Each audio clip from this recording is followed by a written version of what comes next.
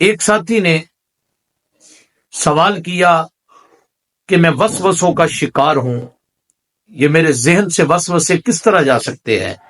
ہمارے چینل کو ضرور سبسکرائب کریں، بیل کے بٹن کو کلک کریں تاکہ ہماری ہر آنے والی نئی خوبصورت ویڈیوز آپ تک بآسانی پہنچ سکیں۔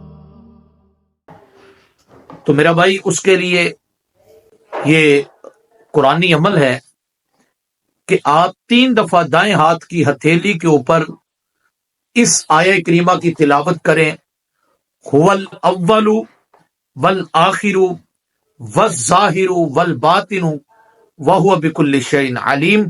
دائیں ہاتھ کی ہتھیلی کے اوپر اس آیہ کریم کی تلاوت کر کے پھونک لگا لیں، پھونک کے اپنے سر کے اوپر اس کو مس کر لیں۔